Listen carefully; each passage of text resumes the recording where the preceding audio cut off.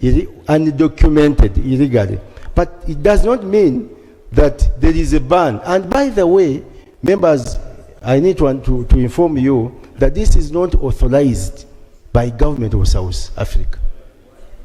The government of South Africa is not behind this. Yes. So so I therefore implore all those that had scheduled to travel to South Africa to continue with their movement. Another point, Right Honorable Speaker, the Shadow Minister raised the concern that we should continue with engagements. Yes. Actually, we are continuing with diplomatic engagements. And very soon, I will be traveling to South Africa for more engagements. How I wish that even the Shadow Minister can accompany me to South Africa for further engagements. I thank you, Right Honorable Speaker.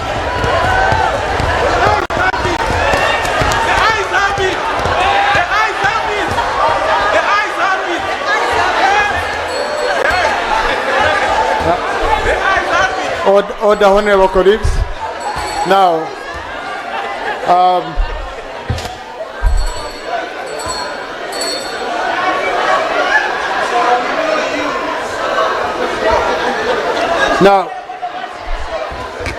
so honorable colleagues, diplomacy is not conducted on emotions. And in this house, we never open much debate on issues of diplomacy because we know how delicate they are. But the Honorable Musira John, I saw him saying he had lost a child, was bad. Honorable, I want to give you an opportunity. You're the only one I'm going to allow on this. And I request you, Honorable, I know, don't allow emotions to get ahead of you, and the diplomatic route, allow it to take its course. And you know we talked yesterday. Most obliged. Thank you. My right honorable Speaker. In line with what has happened to our dear Africans, sons and daughters, and in line with our constitution, especially Objective 28, with our international relations, and the government in power, one of the 4 principles is about Pan-Africanism. We do understand, Right Honorable Speaker, that our brothers in South Africa ought to have understood this. I want, in good measure, to thank the Honorable Minister, and especially for what the government has done on evacuations from South Africa.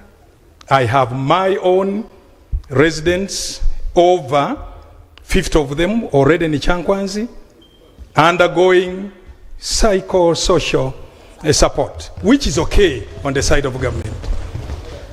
But of course, equally, Mr. Minister, sir, this is not xenophobia. This is not Afrophobia.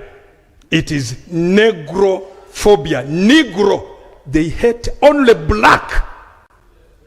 You have been in South Africa, Right Honorable Speaker, in all these places. You are aware there are some illegals who are white, Arab, Indian. They are going for only and only anybody with the Rasta skin like mine. That cannot be tolerated, certainly. But we want also to say, before you, and at an appropriate time, of course, I will lay on table one of the deceased, one of those ones murdered by these vigilantes. Parliament can see, and it's not good. Even when somebody has gone there illegally, there are processes, there are international protocols towards that, Mr. Speaker, you know it. And I want to request that I lay on table displayed for the press to see.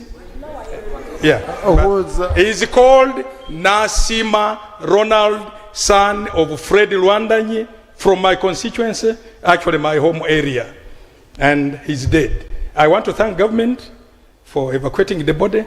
Thank you so much, and the support to the family especially. And we must give credit where it has been done. Lastly, Mr. Speaker, sir, I wish to say one or two things in 1 minute.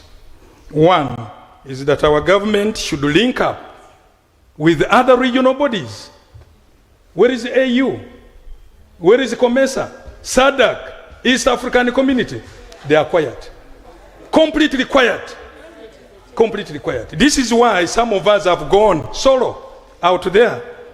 The other very last one, we need these returnees to be psycho-managed, because most of them have been investors in South Africa. In Pretoria, we have a young man from Entebbe who has a school with over 10,000 students. I visited there, and he employs 950 South Africans. He's an investor.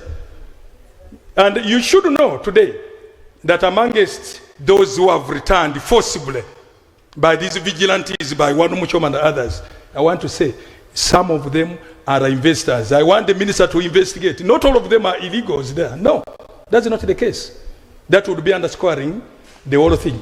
I thank you, Right Honorable Speaker. Thank you. Now, Honorable Alenyo Masho, it was also the same, I remember, when you came to my office. But did people die or they returned? You know, these are colleagues who came to my office. Thank you very much. This matter. Thank you very much, Right Honorable Speaker. My name is Marshall Alenyo, Member of Parliament for Jonam County. Right Honorable Speaker, it is slightly the same, but I spent my life fighting with the ANC when we were at the university. The Honorable Wanyoto, you remember, with those of the late Noble Mayombo, we used to feed the ANC guerrillas who used to come from Algeria and from those training camps. This is not the South Africa we expected. But that said, we now have a group called the March and March Group. We need to designate it as a terror group against all the Africans in the whole continent, because this March and March Group is only targeting Africans. Secondly, on the issue of the evacuation of Africans from South Africa, the name of General Muhoozi Kainerugaba, the commander of GDF, has not come out properly. This operation was single-handedly sanctioned by the CDF, General Muhoozi Kainerugaba. I wanted this house to upload that patriotic effort of the General Muhoozi, who single-handedly went for our people in South Africa. So I thought to put that in order. Thank you very much, Right Honorable Speaker.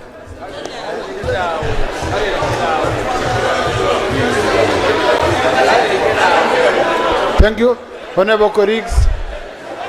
I picked one NRM, one opposition, one independent. Thank you, Honorable Minister. Keep us updated. Next item, I wanted to guide the clerk that the Right Honorable Prime Minister will be going for. Right Honorable Prime Minister, allow me to make my communication. I wanted to make Right some Honorable Prime guidance. Minister, I request you. Right Honorable Prime Minister, allow the Speaker to guide.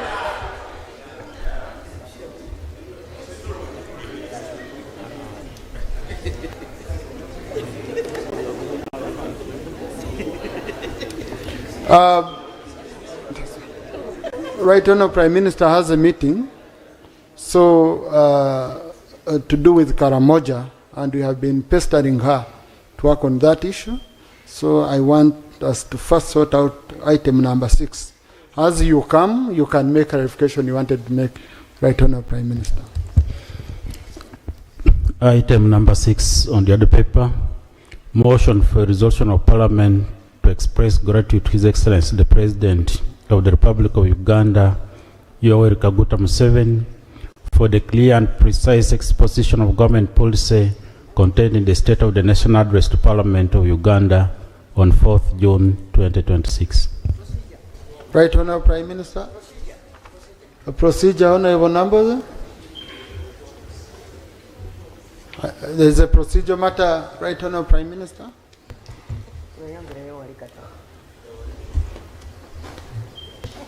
Right, Honorable Speaker, may it be understood that I don't intend to stop people from appreciating the President.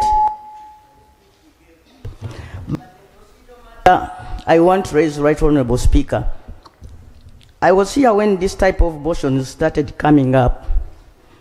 This started as a motion of backbenchers, Right Honorable Speaker, who would have interfaced with the President and then come up with a motion to thank him. But the direction it is taking now to be a motion moved by the Prime Minister, who is the lead of government business, Mr. Right Honorable Speaker. It is as if the President, after giving the State of the Nation address, through his Prime Minister, is bringing it here as a business of government to thank himself, Right Honorable Speaker.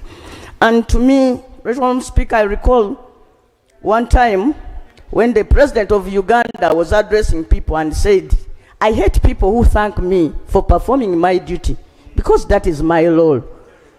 To address the nation in a State of the Nation address is an obligation given by the Constitution. How would it appear that now this is a motion of government coming from the lead of government business, Right Honorable Speaker? I beg to move, and I want you, Mr. Speaker, to understand my concern. This was a motion for backbenchers, Right Honorable Speaker, not government business. I beg to move. Thank you. Now, Honorable colleagues, unfortunately in the rules, we don't have anywhere it is gazetted as a motion for either backbencher or front bench. Now, this is a motion, okay? This is a... that's, of course, that's a general thought of the Speaker, okay? Yeah, so, but now, the person moving a motion is a woman MP of Kakumiro, okay? And the Prime Minister, and the Prime Minister. Number two, this motion usually comes from the government side. Now, on my side, it's not my duty to appoint who is going to be moving a motion. The moment the government side writes, this is the one moving the motion, whether it's a backbench among theirs, I do that. Then after this motion being moved, honorable colleagues, I'm going to call the leader of opposition under Rule 55 to also make his response. After making the response, then colleagues, because the two are debated together, I will give you starting next Tuesday, because I need to give you time to read, to go and prepare. Starting next Tuesday. This is the motion where I would want each one of you who want to speak. Okay? From our projection, it will take 2 to 4 weeks as debating the state of the nation, so that you talk without being interrupted. So I wanted to give much more guidance after all this, but let me take the opportunity on this. And also, I'll be requesting those who want to speak to register with your whips. Why? When I get the list, I easily follow up. Okay? I easily follow up. Honorable colleagues, I can see also, I've already started receiving notes from some of you that you are annoyed I'm not picking you.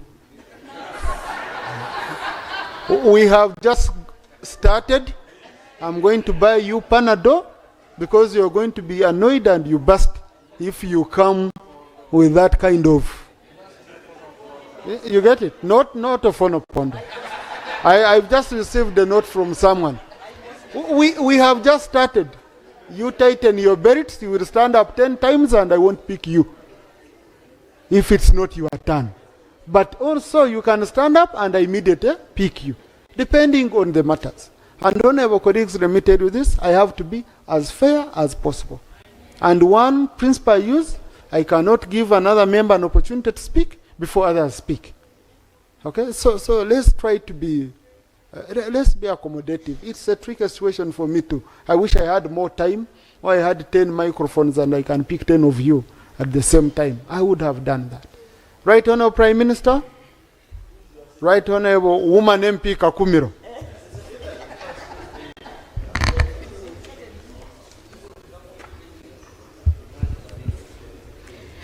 Right Honourable Speaker and Honourable Members, I move under Rule 58 of our Rules of Procedure to move a motion for a resolution of Parliament to express gratitude to His Excellency the President of the Republic of Uganda,